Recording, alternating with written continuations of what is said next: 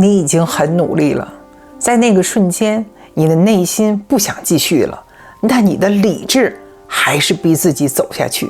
你还能上班，还能带娃，还能把所有该做的事儿做好，所以别人看见你都会说一句：你真能扛。但只有你自己知道，你不是在活，你是在硬撑。真正危险的不是你哪天突然崩溃，而是你看起来一切正常，所以别人不会拉你一把，连你自己都不会。很多人把这叫坚强，但是有时候真正慢慢掏空你的不是你不努力，而是你太能坚持了。如果你最近情绪低落，先别急着怀疑自己，你不一定是玻璃心，也不一定是不够坚强。有一种可能是你的大脑正在非常诚实地告诉你，现在的生活真的让你不快乐。我想请你思考一个问题，如果你每往前走一步都比上一步更不快乐，那你能指望走到最后会突然变得快乐吗？很多人以为抑郁是起不来床，没力气，生活崩掉，但你不是，你还能完成任务，还能被人依赖，别人都夸你真靠谱。只是外人看到的是你的战斗力，只有你自己知道，你每一天都是在硬撑。你不是不知道自己痛苦，你是不敢改变，因为你一旦停下来，你会面对一个让你内心焦虑的问题：如果我不这么扛，那我是谁？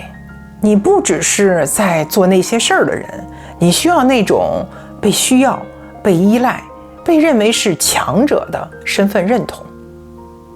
心理学有个词儿叫升华，就是把不想干了翻译成我要干得更好，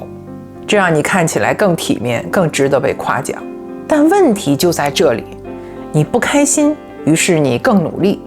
你更努力，于是你做出了成绩，你做出了成绩，你就更不敢停。这就是为什么这条路会走到一个非常危险的地步，因为它真的会奖励你，直到你被彻底困住。为了继续扛下去，人们通常会做一件事儿，把感受切掉，不允许自己难过，不允许自己说不想，甚至不允许自己承认现在的生活我不喜欢。一开始会以为这叫成熟，后来才发现这不是成熟，这是麻木。所以后来很多人开始用别的方式止痛，暴饮暴食、酒精、沉迷、刷短视频、冲动消费，这些不是真正的快乐，他们只是让我暂时不用感受，但代价是当你连痛苦都感受不到了，你也感受不到爱、热情、兴趣，甚至活着的滋味。那怎么办呢？第一步不是更努力，而是先承认我现在不开心是有理由的。你不是坏了，你的生活真的需要调整。第二步，别急着变成更强的人，别再问我该成为谁，你只问一件事儿：我今天做什么能让自己明天更喜欢镜子中的自己？注意，是一点点，不是翻天覆地的变化，不是一次改变完成。第三步，警惕你对自己的高估。很多人被困住，不是因为生活太难，而是在一切还撑得住的时候，高估了自己能付出的代价。你要记住一句话：还能撑不等于值得继续。目标和能力可以拉伸，但身体和人生不是无限的。如果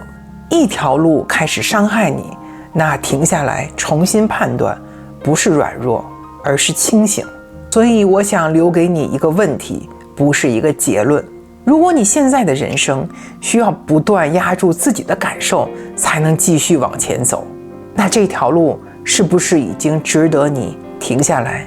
重新看一眼了？不是因为你不够坚强，